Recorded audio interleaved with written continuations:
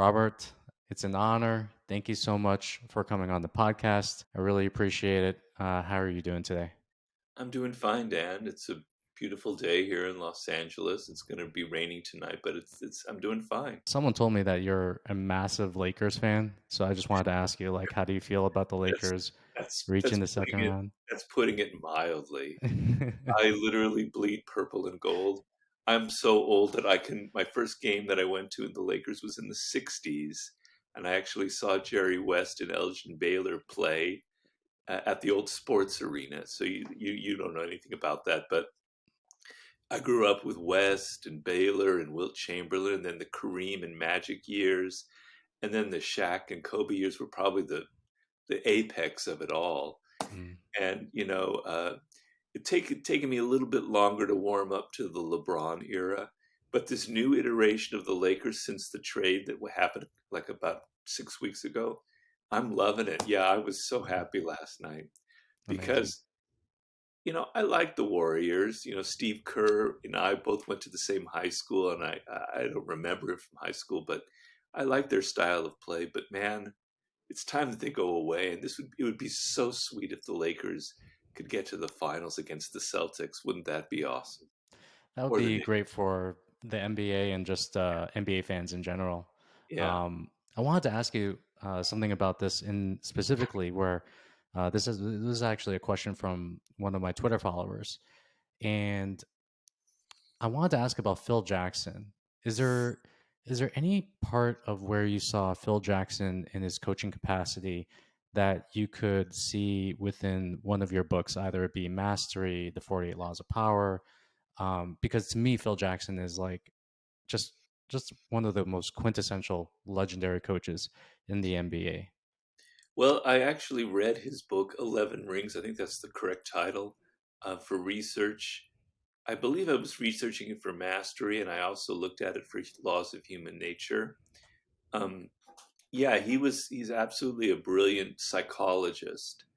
And he's a good tactician, although he's tactics and strategy isn't so important for him because he played with the triangle offense, which basically runs itself. But mostly he was a supreme motivator. So I often think of my book, The 33 Strategies of War, in which I talk about the army and how you organize it and what makes a supremely good leader and a motivator, what we would call a man management back in the day.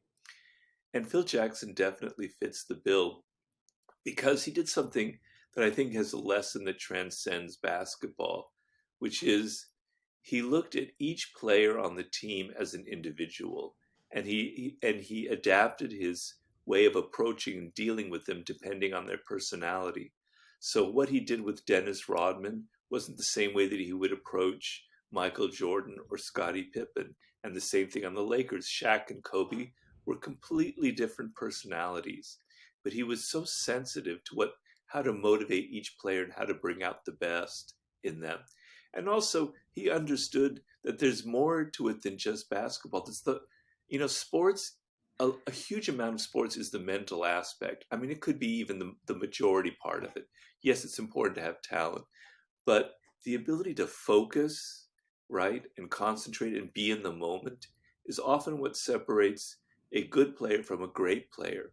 And he emphasized to the extreme, even had them meditate every day in practice, in being able to be in the moment and focus, focus, focus. Because so many times you watch a basketball game or in any sport, and you can just literally see a player losing a focus in the moment, right? Making some bonehead move. So his sensitivity to the psychology of each player, to how do you unite a team, create a cohesive unit together, and his overall emphasis of philosophy, which kind of transcended the game, which goes into other higher things like American Indian folklore and the circle and the hoop. I mean, yeah, I could go on forever. He was absolutely brilliant as a coach. He was not a good general manager when he went to the Knicks because that's a different skill set, and there's a lesson there to be had as well. So Mm. he had his limits, and maybe by the end of his reign, people were not listening to him as deeply as possible. But he ranks to me as the greatest basketball coach ever. 100%. And you mentioned something in there, which is meditation. Right now, at this current moment, are you still meditating about like 40 minutes a day? That's exactly how much I'm meditating, yes, every morning. And I'm trying now to increase it to the point where I'm thinking about it in my day-to-day affairs, which is really what the point you're supposed to reach. Where if I'm exercising, I'm going into it anyway. I do, yes, I'm still doing that.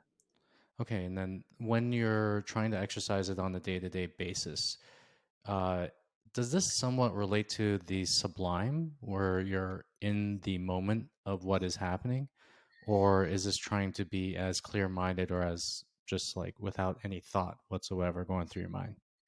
Well, I do Zen meditation. It's a very, in fact, I was just reading recently where a writer who said that you can't really even call Zen practice. It's called Zazen, Hmm. meditation, because you're not literally meditating on anything. You're trying to go into a different usage of the mind and of itself. Um, but yeah, if you reach the state of enlightenment, which in Zen is called Kensho, the Japanese word which I might be butchering, um, it is utterly sublime. It's the ultimate in the sublime because in that moment of enlightenment, somebody trying to come in here. In that moment of enlightenment, might be my cat.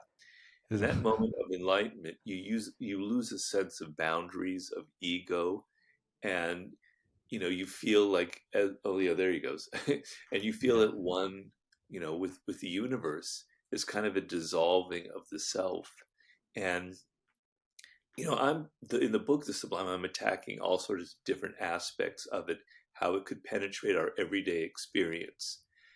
Because there are a lot of books written about the sublime as a philosophical concept or something in the art world or in 18th century philosophy, and they're not practical. They're very academic.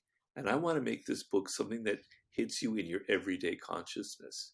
As you're doing your work, as you're doing your chores, as you look out the window, as you relate to your partner in life, to your boss, everything in life can be seen as potentially sublime. And in Zen meditation and in Buddhism, they have a word called Tathagata, which I believe might be this Sanskrit word because it doesn't sound Japanese, um, which means things as they are.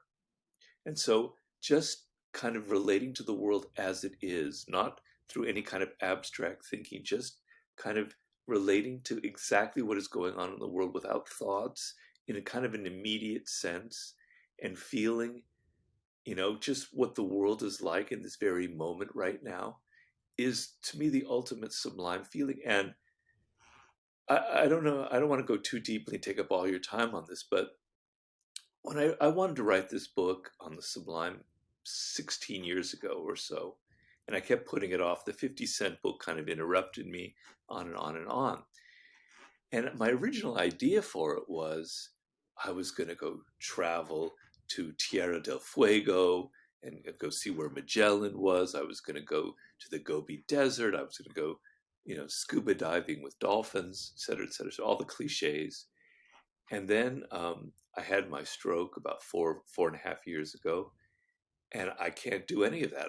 I can barely walk now. I mean, I still walk, but I can't hike. I can't travel. And so the book had to change itself, and how it changed itself was, and it's probably makes it a better book, is the Sublime doesn't require these extraordinary adventures. It's around you in everyday affairs. It's around you right now, Dan, as you're sitting in your office listening to me. If you can just kind of get inside the moment and understand, how everything is kind of connected, and get outside of the banality of our day-to-day lives and understand that there's something just awesome and weird about even being alive in itself, which is one of the chapters in the book itself. I could go on and on, but I'll shut up now. I really wish you could go on and on because I have a few questions about this, Sure. um, especially around the stroke that you had about 4.5 years ago, and then how has that transformed your relationship with the sublime? Knowing that you can't travel anymore, you can't go out, how has that transformation been for you? Well, on several levels. I mean, number one, as I mentioned before, I've had to kind of reduce the scope of my thinking, and I had to sort of see what is. I don't write a book unless I experience it firsthand. Otherwise, it Mm, comes across as kind of dead and just a bunch of words and ideas. I literally feel what I'm writing about. So when I'm writing about war and strategy, I'm getting so deeply into it. I'm identifying with Napoleon, or when I did the 50 Cent book, et cetera, et cetera, et cetera. So I have to make the book feel alive within me. And in order to do that for this book, not being able to swim with dolphins and all that other stuff, I had to find it in everything around me, you know? And so the other aspect of it is I had a near death experience. I mean, I came very, very close to dying. And I'm very lucky to be here talking to you without any brain damage or even just literally being alive, because I was in a car. My wife kind of saw something going on, and she basically got me to the hospital right away. So I could have been alone, or it could have been a matter of an extra minute. And in that moment where I was in a coma and I lost consciousness, and then emerging from it, very strange sensations and feelings and thoughts came to me.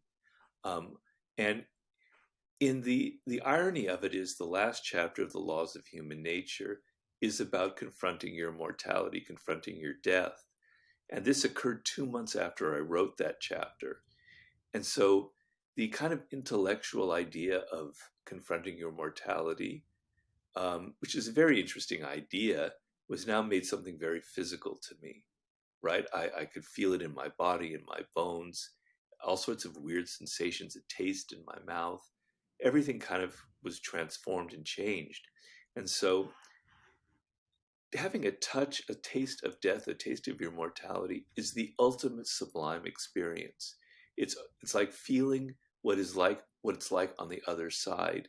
And when you do that, and if you study the research on people who've had near death experiences, most of them much more dramatic than mine, the idea is that when you come back from it, everything in your day-to-day life has changed. You don't look at anything the same way. The world has this added intensity to it that it didn't have before, because you know what it's like to lose, to feel that life slipping away from you. So when I look out now and I see the sky, or I see the ivy on the side, it has a different effect on me than before the stroke. So the book is, now as I'm writing it currently as we speak. Each, as you know, my method is to write stories, to introduce them. And I go so deeply into the stories that I make them feel like they're coming alive within me, like I'm actually experiencing it. The last chapter was about animals and other species, so that required a different kind of step or leap of imagination. But when I sit down and it's that part of the day where I'm getting into the story, and I'm literally putting my mind in the space of other people or other species or other experiences. I'm living that sublime as I'm writing the book. So I'm hoping it translates to the reader.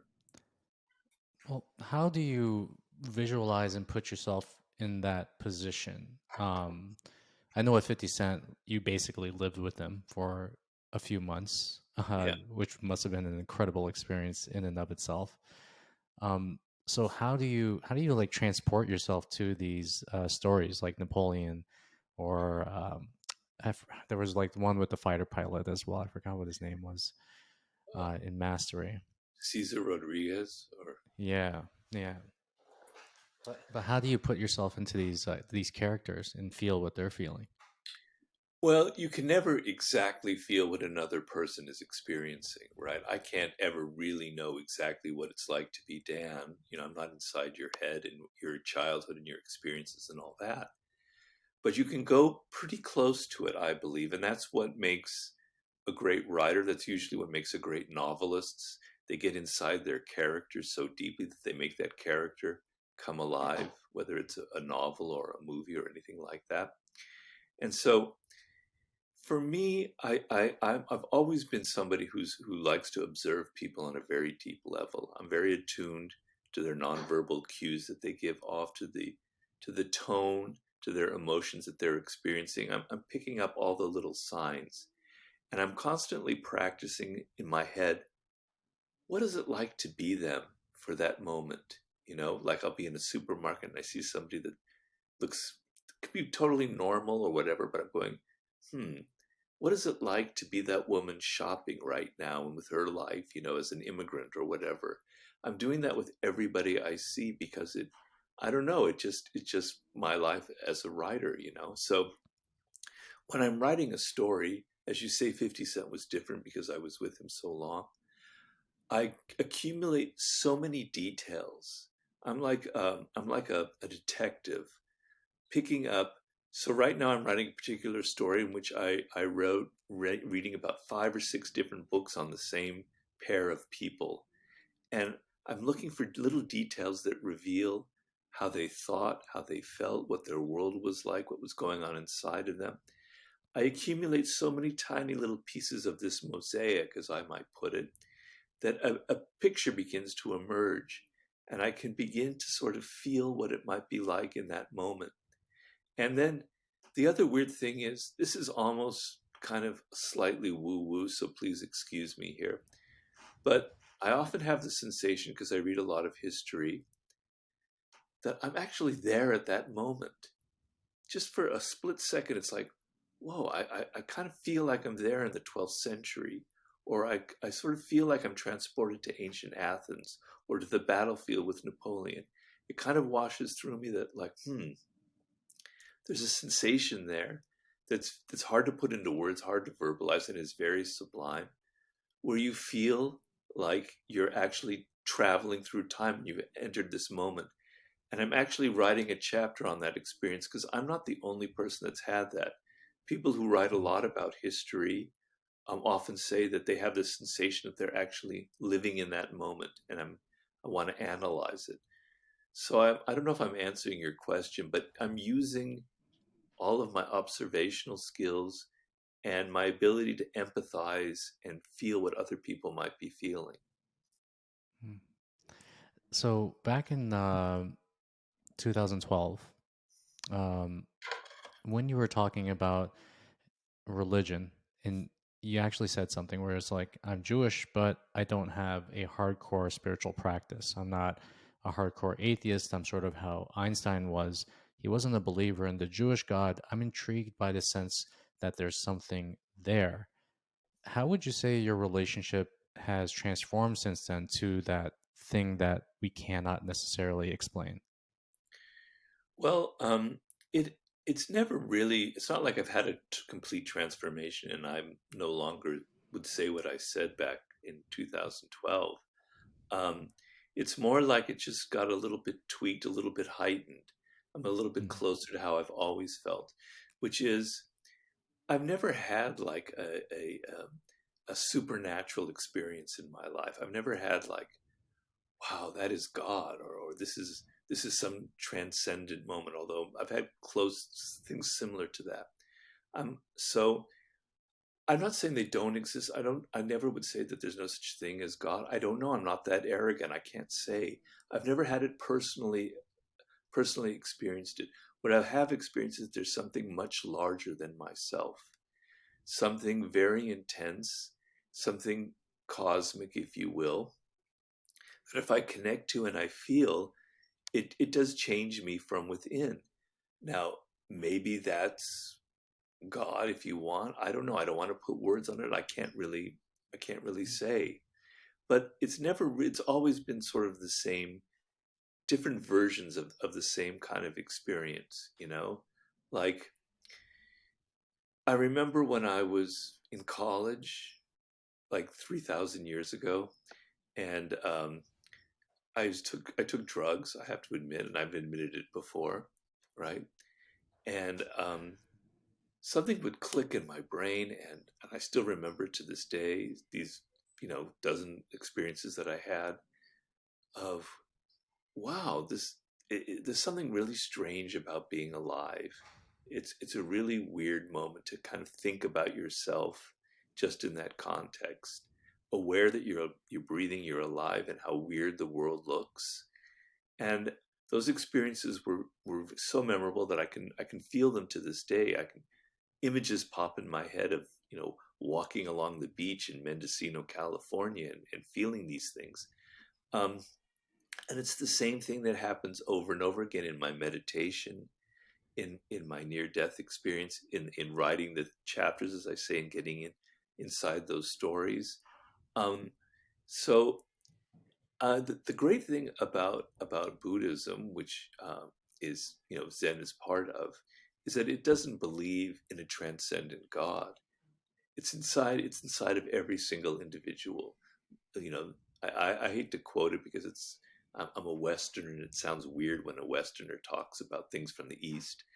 But so Buddha is alive inside of every person, inside of every little thing that you see, right? It's inside of every insect. They call it Buddha nature. It's in everything in the world. It doesn't transcend it. There's no God up above, distant from it. It's inside of us. It's inside of everything around us, and that encapsulates more of how I see spiritual practice. Amazing. And then I did see the interview where you did talk about psychedelics, and it seems to be having an emergence right now, especially with mental health. Um, I know that I remember hearing that your favorite psychedelic was peyote. Was there a Yeah. reason for that? Like, Well, as opposed to like the other ones? I hate to admit it, we tried everything. Although we at the time we didn't have things like ecstasy, we didn't have all those kind of chemically made. Well, we had LSD, so I shouldn't say Yeah. that, but we didn't have. But beyond that, I tried everything. Hashish, mushrooms, LSD. I don't know if I'm leaving anything out, but we tried. If it was there, we tried it. And then at the time, where I was in Berkeley at the time, peyote was kind of the big exciting thing because it's very exotic. They have mescaline, which is the synthetic version of peyote, but to actually have the buttons, they're called buttons, from the cactus, and to see them in your hand and how weird they look and how disgusting they taste, and how you have to, it's like a ritual, you have to kind of cut it up so you can't taste it. And then it kind of makes you a little bit physically sick. But there's this whole kind of ritual behind it that makes it different from anything else, and it was kind of beautiful, very physical experience. But the actual experience itself is beyond any of those other hallucinogenic drugs. It was so intense and so I don't know how to explain it unless you've experienced it personally. I mean, I've recently for the Sublime book, I've been reading Aldous Huxley, who wrote the book The Doors of Perception, kind of the quintessential book about the psychedelic experience. And he did mescaline, and he kind of described the superiority of it in a way that's much more eloquent than I could ever do. Hmm. And well, actually, I remember I was in Mexico, and I met I think it was Aldous Huxley, and he started some community of people who would do psychedelics together, all these adults, and then all the children would live in this community as well. I met one of the children, and I had some stories from him saying that it was just like a madhouse. There was like no rules whatsoever. It was crazy. He actually has that child has a shout out from Aldous Huxley in like one of his books. Really? But yeah, yeah, it was not a shout out, but saying this book is for such and such or dedicated to. So, Oh, but yeah, that was very interesting. And one of the things that I was wondering, which was the back in 1995, like when you first started as a writer at Fabrica, you met a book packager. His name was Joost Elfers, and you pitched a book to Elfers, which would later become the 48 Laws of Power. You noted that this was like the turning point of your life. Now, one of the things that I've read in your books that has had an impact on me was the idea of the inner voice kind of directing you towards whatever specific outcome that you're after. And it may have like no rhyme or reason, but it just directs you.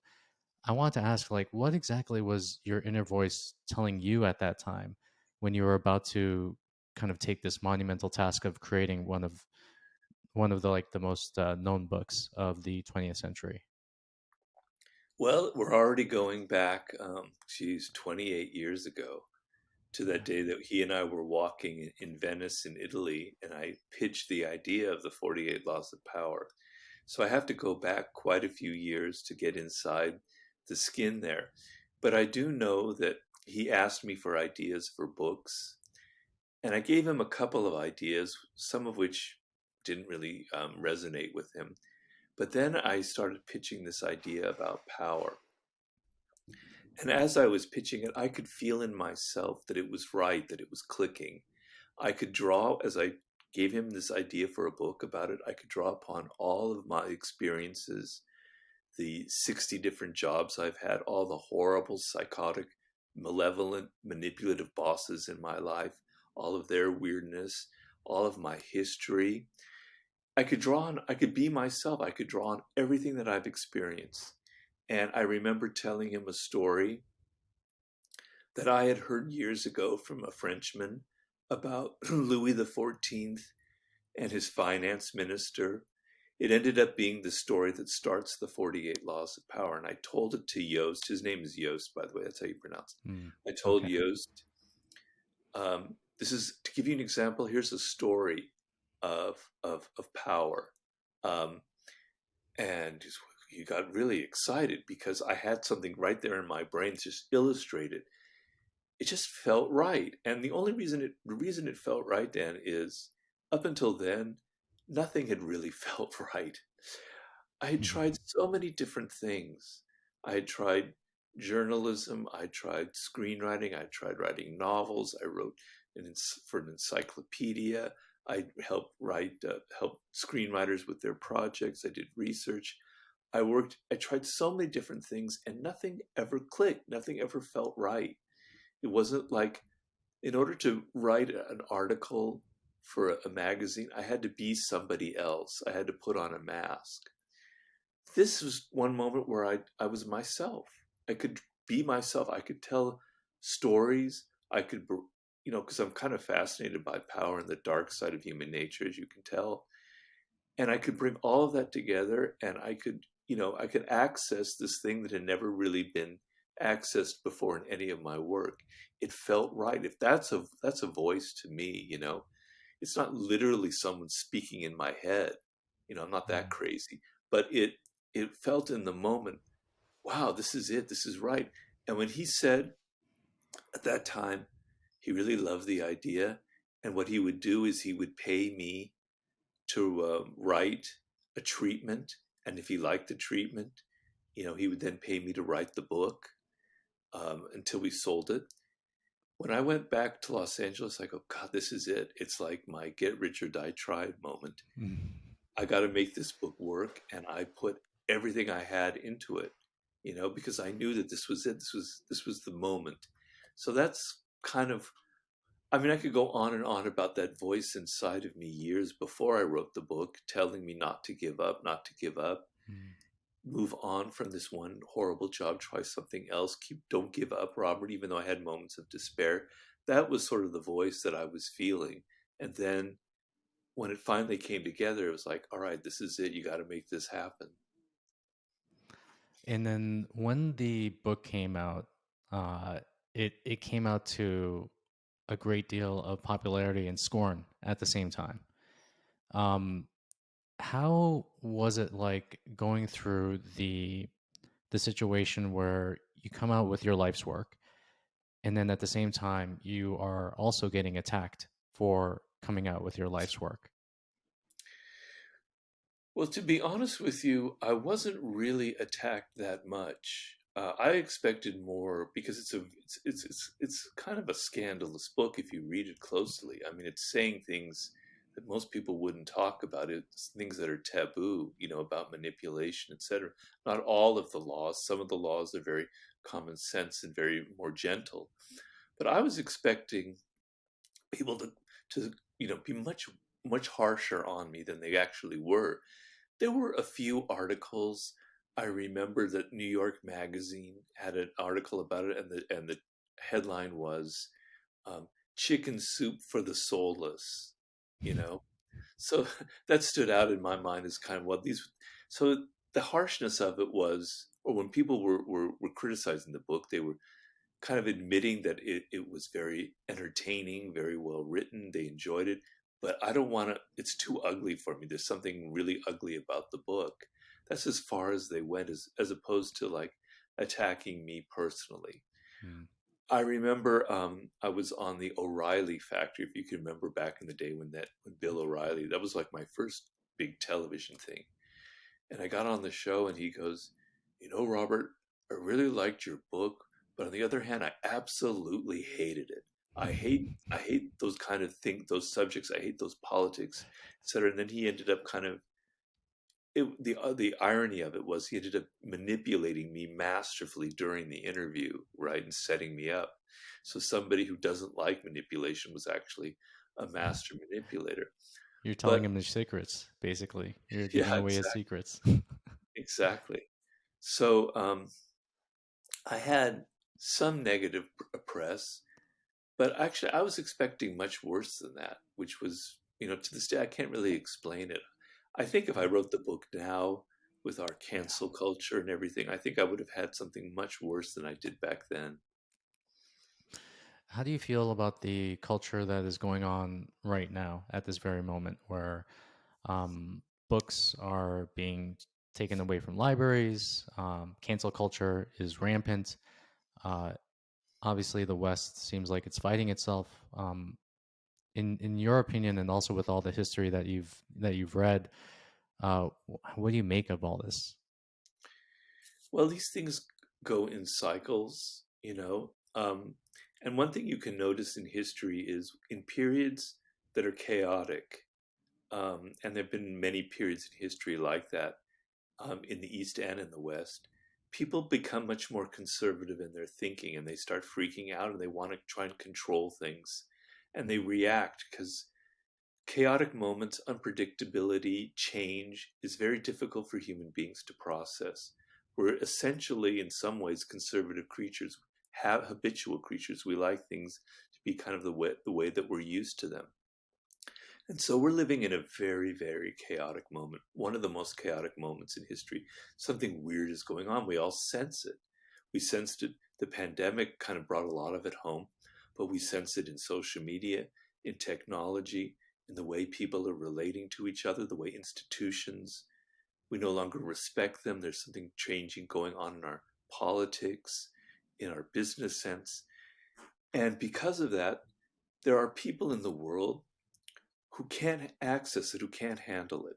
Some people thrive in chaos, and they're actually become brilliant entrepreneurs, brilliant writers, brilliant artists, etc. But there are a lot of people who can't handle chaos. They can't handle change. They can't handle their lives being disrupted. And they react. And their reaction is, I want to control everything. And on the right, that means, okay, any books that have like kind of speak of anything kind of woke, which is their big dirty word, we've got to like get them out of our libraries, right?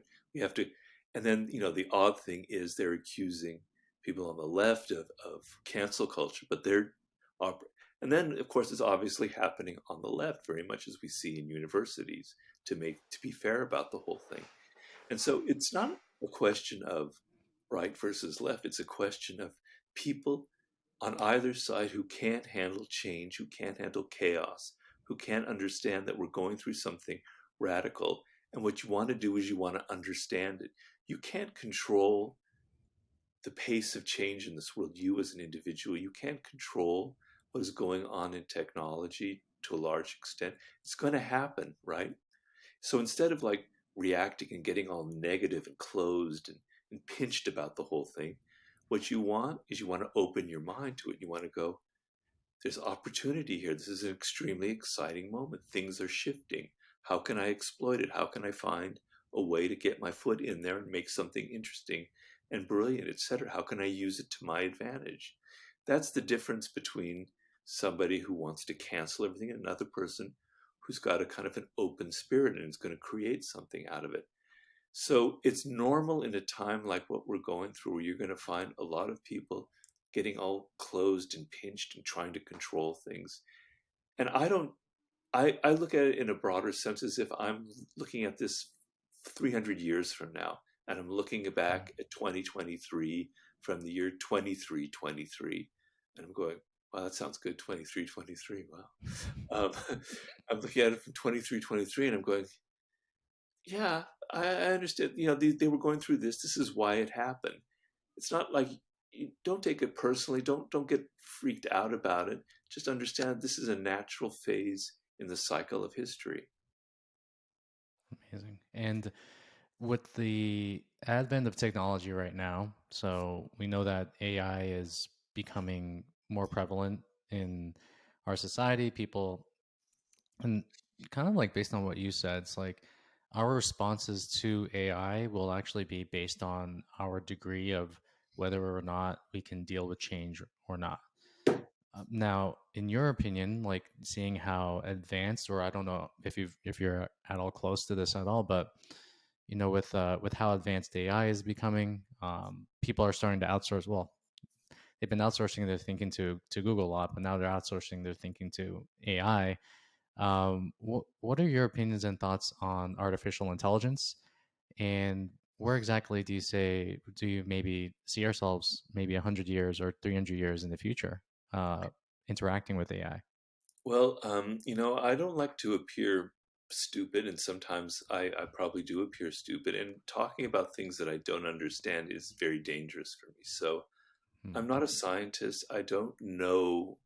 I've been acquainted in a very kind of minimal way with AI going back, when I started writing Mastery and people were talking about it.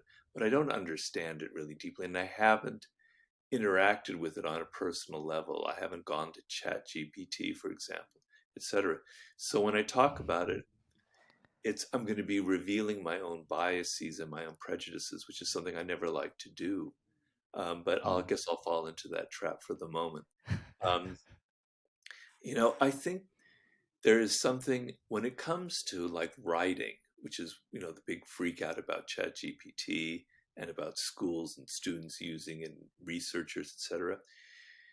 The thing is, when somebody writes a book or a text or an email or anything, a letter, etc., they're bringing their own personality into it. And even if it's like the most boring bureaucratic speak, whenever I see an email or anything, I sense who that person is. I can feel their spirit. I can feel their repressed nature. I can feel their friendliness. I can feel that they're they don't really want to interact with me. They're trying to get rid of me. I can feel it. And when you read a book, the personality of the writer is in there. They're in between every little line. You can read it, you can feel it, you can sense that they're an incredible narcissist who's in love with their own language, etc. Or no, they're a very deep thinker who's really trying to get outside of themselves and understand it, on and on and on. The spirit of a person infuses their work. And when I see things that I feel are mechanical or soulless, I can kind of sense it. And what I've read from ChatGPT, and I've had friends who kind of put in things for it to show me, like poems about Robert Greene or what the 48 Laws of Power would be like from ChatGPT. It has for a moment the sense of a human being. It seems interesting. It seems logical and weird and kind of uncanny, like a robot's doing this. But it's lacking that sense of a spirit. There's no individual behind it. It feels soulless. It feels mechanical. It's the same thing when you hear music that kind of has a drum machine, right? And it's all, you know, created by a computer as opposed to live music, when someone's actually there on the drums, actually creating the rhythm. One is alive and human and the other isn't. And so we have a kind of a fear of the human element, which is growing in our culture, which, as I said, I'm revealing my biases right now as I speak, and I'm contradicting what I just told you earlier about being open to change. It's not like I want to ban ChatGPT. I would never think of that. What I want is I want to open people's eyes up to the idea that what we create as humans is actually superior to anything that a machine can create. Human consciousness, as I'm going to be explaining in my book now, is the most complex, the most mysterious, the weirdest thing that has ever happened in the history of the universe, as far as I know. I don't know what's going on other planets, but as far as we know, it is so weird how what the process I told you earlier about, where I can get inside other people's minds, and I'm not alone in that. A lot of people have that. Every human has had moments like that. Is so strange that no machine could ever, I believe, ever replicate. Now, there are people who are going to deny that, who say they will reach that moment, the singularity, or whatever you want to call it, where machines will actually have consciousness and feel. So I could very well be wrong, and I won't be alive when that happens. So what do I care? But I just want people to appreciate the human element more, and that was the main part of mastery. So my fear is we're losing a sense of what it means to master something, to be brilliant at a field, to bring the human element of what happens with 20 years of deep diving into a subject and being a writer or a chess player or a basketball player or whatever it is, and what happens to the brain. If everyone is just like relying on machines to get things done, to design buildings, to write books, to create business plans, the human brain itself is going to atrophy. We're going to lose our power, the power that we developed over hundreds of thousands of years. That's my main fear about it. And as I said, I could be wrong. I hope I'm wrong. And I don't know because I'm not an expert on the field. So I'm probably making myself sound stupid. I love the humility, and I've had similar thoughts about this. And I write on the sphere of Twitter of all places, and one of the things that I wrote that I truly believe is that if you use ChatGPT to write all your content or to write your books or to do anything like that, you're atrophying the creative muscle inside of you by allowing a technology to do that. Yeah. And yeah, yeah, it's like actually like I feel like the human brain is like a use it or lose it kind of scenario. If you don't use it to create things and to come up with like new things, and there's infinite Well, ways that you can do this. Sorry. no, well, to give you an example, a lot of people are telling me personally that it'd be great for research. Like they use it as opposed to like a Google search. This is like going to be the new search engine, and I'm sure it will be. Um, and Robert, you could cut your research time more than half if you use ChatGPT or whatever the new one is. I forget the Google one that they have going running now as a search engine. You can put in much more information and it can bring up chunks of material that you never even thought of. You don't have to go to the library, you don't have to read books. Man, and I go, okay, well, I don't go. I think to myself, well, when I go to a library, which I don't do anymore, or I go on Amazon and I kind of scour books and I go through the kind of process of reading a book and then getting a reference to another book and reading that one, there's an element of chance involved. It's kind of serendipity. This book, which I read, reveals something that I never thought of before. It sends me to another book, etc., etc., etc. And as I'm reading the book, even if it's irrelevant and it seems like I'm wasting time, I'm actually learning. I'm learning what doesn't work, what isn't good. I'm seeing things that I want, and I go to and I find the material that I need. If I cut all that out, I cut out all the thinking involved, and I flatten the book that I write, right? Because I'm not opening myself up to so many different sources. The problem with my method is it's very labor intensive. I have to read 20 books to write, 20 pages, which is kind of a waste if you think about it. But if I didn't do that, my books would read like, uh, the research, which I think people can feel, and how much thinking goes into it, would be minimized. And that's going to happen when people get so lazy that they depend on technology instead of taking the steps of going through a process of doing the research, of reading the books, of practicing, practicing, practicing. I feel like there's a little bit of intuition that goes into your research because it goes from one thread to another, and then all this intuition is compiling the actual story and the theory that you want to put out there in the chapter. But if you use technology for that, that's like getting handed a McDonald's Happy Meal. It's like, Yeah. okay, so here's the convoluted Happy Meal. You can have your Big Mac fries, and here's your supersized Coke kind of thing. That's it's very interesting when you say something like that. What Yeah. is so? Yeah. Yeah, Sorry, go go ahead. ahead. No. No. I just in the last chapter I wrote, which was about getting inside of other species, which is kind of like the ultimate frontier. Um, I couldn't find a story that felt right. I wanted to write about octopuses because octopuses are very popular now. There's all sorts of incredible research about it, but I couldn't find the right story. And I was looking and I'm looking and I'm looking and I'm looking, and then I hear about this woman that wrote this incredible book about hawks. I get really excited and I go look at it. It's not good enough. But in the back, she references this other book about a peregrine, a hawk, and it kind of slightly intrigues me. So I go research it. I hit Amazon. I go, whoa, this is it. This is the book I'm looking for, Hmm. right? All kinds of people are saying it's like a cult. The people who've read this book, they all know this is like the weirdest book ever written about an animal and a human interaction. I get so excited. I get the book, and lo and behold, it is. It's absolutely perfect, and it is the story I end up using. It's this man who's obsessed with this one bird.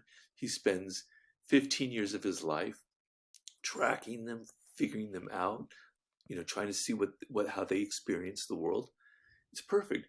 If I had done the research that other people are telling me about, if I cut through that all that crap out, I would have never found this absolutely brilliant story.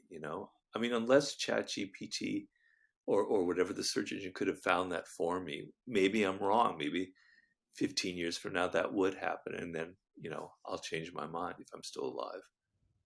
Yeah. And do you mind me asking what that book is called? It's called The Peregrine. Very The simple. Peregrine. Gotcha. J.A. Baker. Um, yeah, it's a lot of people are not going to like it, so it's very particular taste, because it's very weird.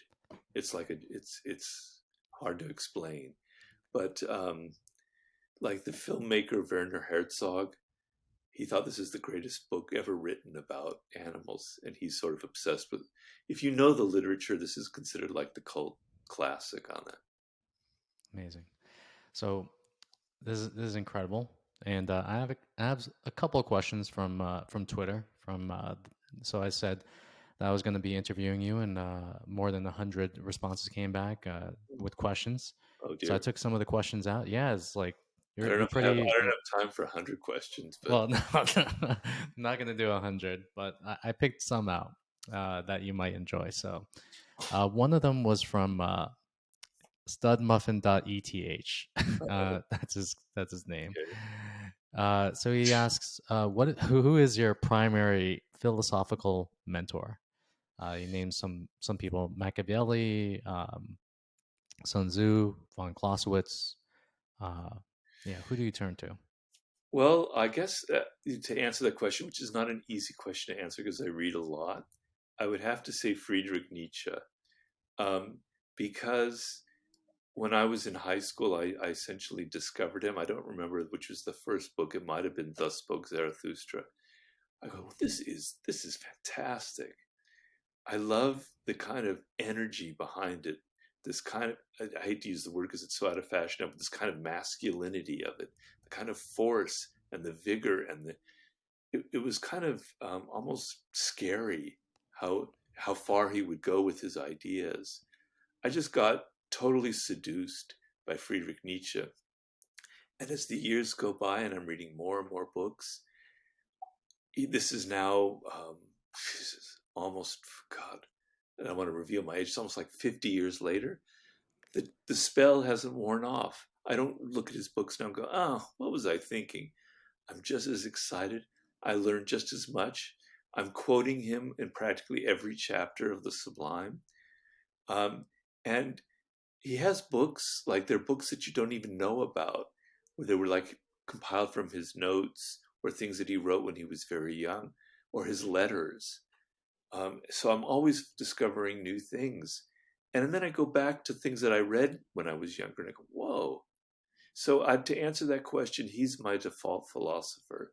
Whenever I'm feeling bored or I need inspiration, opening a page of him is like drinking a glass of tequila or something. It just sends me off. So that would be it. Is that your drink of choice?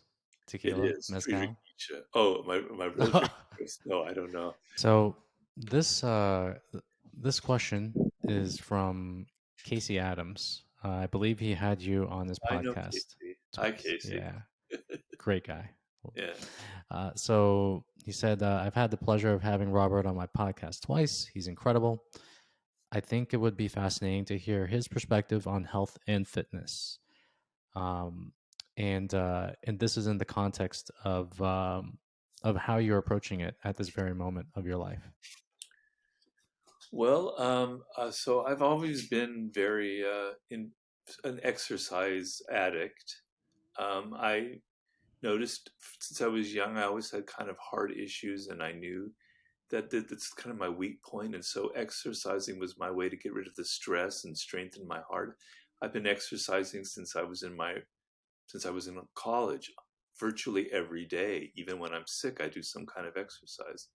So I'm addicted to the kind of aerobic rush that I get from it. Right. And, sometimes there's limits. Sometimes I make myself sick. I go too far in it. Um, but since I've had my stroke, I've had to make a major readjustment, unfortunately. So a big part of my practice was hiking in these beautiful areas. I live next to a park that's absolutely beautiful with these hills, etc. And then I would swim almost every 2 or 3 days. I would take a very long swim, usually a mile and a half, and that's without stopping. And then I was into mountain biking a lot, and then I did other things. I can't, I can't do any of that. I can't do my swimming anymore, which is the major lack in my life. I can't run. I can't hike. It's depressing, man. I don't want to Mm. make you feel bad. I don't want to make you all cry, but it really has been the worst thing. And so I've discovered I got a recumbent bike. It's a bicycle that you might be familiar with. It's like basically a souped up tricycle. Let's just call it what it is, So I can ride that, and I got like the lightest version of one I can because there are these really big hills around here. So I want to. It's much harder to ride this bike than a normal bike because you don't have the power of that you normally generate through your legs.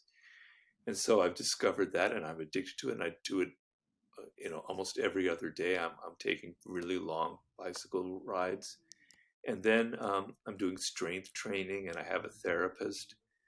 But I've had to learn how to be much more patient with myself because in the beginning I thought I was so dumb. I thought after a year after my stroke, I'll be swimming again, man. I'll get back to it.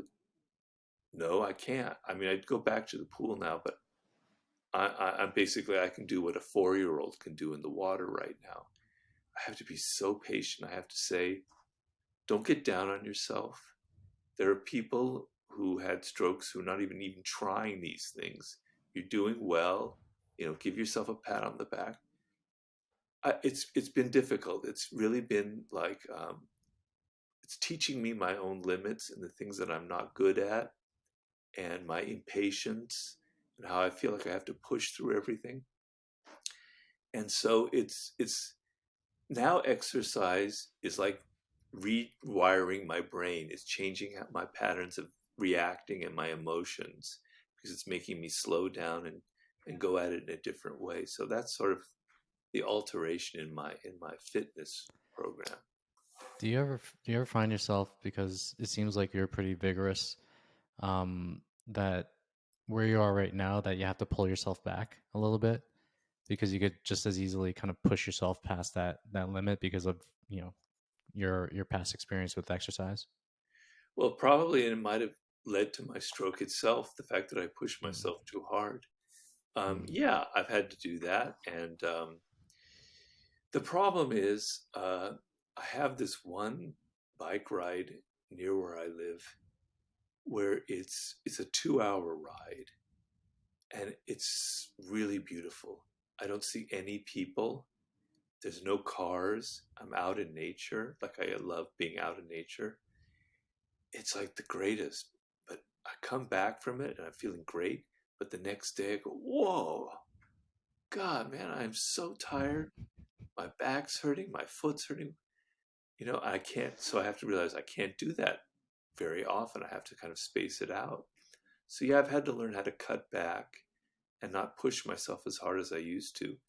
On the other hand, when what happens when you get older is you tell yourself, oh, I can't do that anymore. I can't ride a horse anymore. I can't ride a bike anymore. People see me on this bicycle and they can't believe the risks that I'm taking, because I'm like really low to the ground and cars are like zipping by me. I could easily get hit. When you get older, you get conservative, and that's how you age. Mm, That's what ages you. So the ability to still take risks, to push yourself, I think is a good thing. It's just sometimes you can go a little too far with it, as you point out. incredible. Um, all right, this is from John Finkel, and I when don't you know. come across you don't know John? No. Hi, John. Oh, he's he's an author. Oh, maybe I should know. I'm sorry. I shouldn't have said I, that. like a sports. I think he does like sports biographies or something like that. Oh, I oh. probably am doing him a disservice right now, probably by cutting him down like that. But yeah, sports biographies most likely. So yes, when you come across two stories or anecdotes that make the same point for a book, how do you decide which one to use and which one to cut? Well, that's a great question, and only a fellow writer would ask such a question, and that does happen often. So when you read biographies, you know, people sometimes will take the same event and interpret it one way, and another person will interpret it another way, or one writer will see this particular figure in a slightly negative light, like Napoleon. A lot of people found him horrible. And then another writer will kind of glorify him. And so, how do you decide between the two? Well, the first thing is you have biases. You can't deny that, right? So I know that I'm biased towards Napoleon. I know the negative side of his character. I'm aware of it, but I find him personally, it's the boy in me that finds him incredibly exciting and heroic in some way. I understand my biases, right? And I have to work against my biases. So I deliberately find material that will sort of show me the opposite side of it, so I can confront that and deal with it and try and interpret it. But one thing I realize is, after reading literally thousands of biographies by this point, I know the difference between a writer who is trying to get at the truth, who's trying to show the human being there, warts and all, the good side and the bad side, as opposed to a writer who's grinding an axe, who has an axe Mm, to grind, who's coming at it from a political point of view, kind of imposing the 21st century viewpoint on some character in the past. I can feel it. I can smell it. Unlike Sherlock Holmes that way, I can smell it. I know when that's going on. And those kind of writers, when they come upon the same facts that I've come upon in another book, I will dismiss it because I sense a political kind of, um, you know, biases on their part coming to the story. And I want to get at what actually happened. And so it's a process. It's not like I have a formula, but I look at this particular event that may be described in two different ways, and I try and go, if I'm in that moment, if I'm Napoleon in that moment, what does that mean, right? What is it like for me to experience that in their shoes? That's a terrible thing for a historian to do, and I would be breaking all of the laws and the taboos about being objective. But the greatest biographers in the world, including some of my favorites, the Lyndon Johnson writer, for instance, they do that time and time again. They get inside of the character and they understand what they're like from that particular moment. And so, you know, I look at it, I balance it, and the main thing is I look for those particular biographers who I sense are trying to make this person come to life for good or for bad, and are not coming at from it with like, a particular perspective that they're trying to portray this person as negatively, usually. Awesome. And this will be the final question. And this what has been a fascinating conversation. I do appreciate your time. Well, Yeah. So I wanted to ask you. Actually, this is a personal question for me. well, So you lived with your cat Brutus for about 19 years. He was a very special part of your life. I actually was very interested in why you named him Brutus in the first place, and and also what is the name of your cat, and what does he mean to you at this very moment in time? I had a cat prior to Brutus whose name was Boris. Hmm. And Boris was an amazing cat. I reference him in the 48 Laws of Power because he was kind of the cat who was with me every single day as I wrote the book.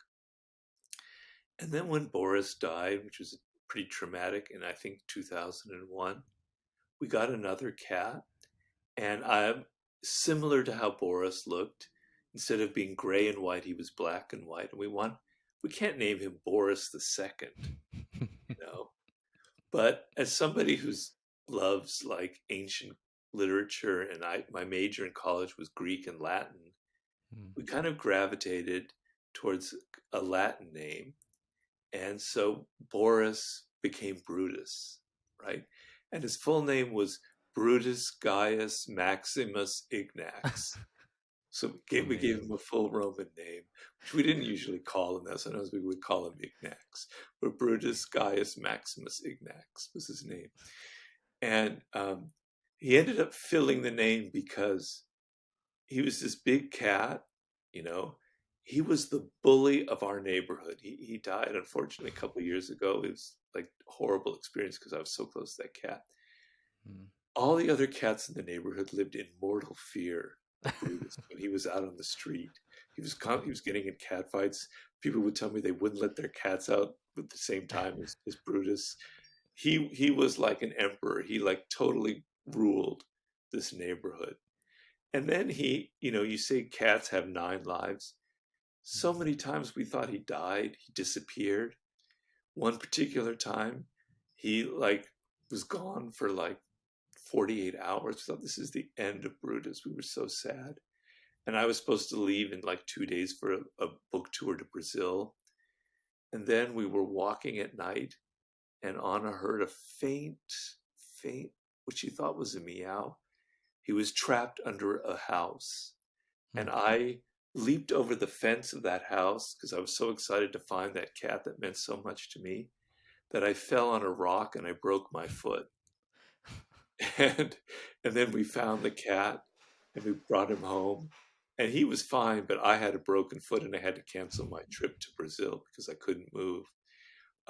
But he lived through that, and he could have easily would have never seen him again if we never heard that tiny little meow. So he was like a mythical figure. He was constantly courting death, and he survived. I would see him out in the street, cars would be passing, he managed to cross the street. That cat was like a god to me. And then he died. He was 19, but that's life. Hmm. We have two cats now, one of whose name is Jacques. He's very much a very French cat. That's why we named him that. Whenever we see him, we always think of some character from French literature. He's got a very, I don't know, Parisian air about him. But the other cat is Claudius. And Claudius is huge. He's like 19 pounds. He's Wow. the fattest cat I've ever had. And he is a bully. He is dominant. He is an emperor. He's got that ancient Roman feel about him. And so now is the first time I ever had two cats. But I just love observing them. I can't live without animals. I mean, I'd love to have a Hmm. dog at some point. Well, I'll have a dog when I feel better and I can take him for a walk. Yeah. But to live without an animal in my house would be, I don't know, it just doesn't seem right. So I'm always going to have a cat as a muse, as a source of inspiration for all of my books. And this is, I'm working on my eighth book. All the other seven I've dedicated to my cats over the years because I can't avoid it. Have you ever dedicated one to your wife? Yes, I have. Okay, okay.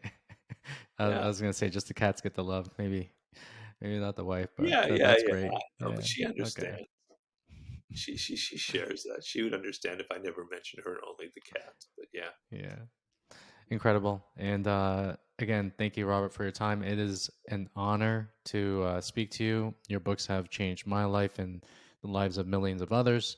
And and yeah, it's your books are literally the only ones that I reread on a regular basis. So just want to say thank you very much for putting the amount of time that you do into your work and putting so much of yourself into the work as well.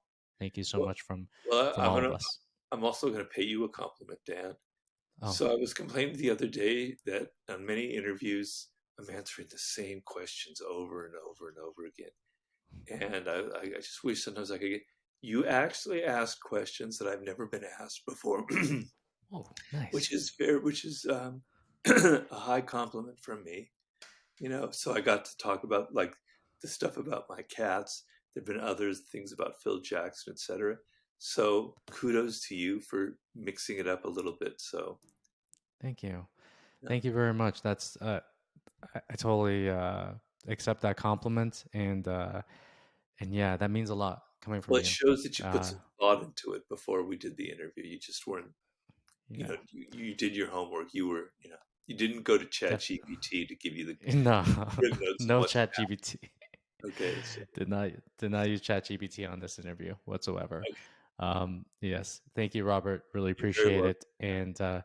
And when does the book, The Sublime or the Law of the Sublime, come out? Or when you planning it for it to Well, come out? I know it's a through. loaded question. I'm halfway Huh? through, so give Okay. me another couple of years. I'm sorry to say. Okay. Be patient. Okay. Hopefully, it's worth it. So, but yeah, I'm getting there. I have You no should, doubt that it's going to be worth it, and uh, I'm wishing you nothing but great health and good ideas. So yeah, thank you so much, Robert. I thank you, appreciate Dan. it. Same to you. Thank you so much.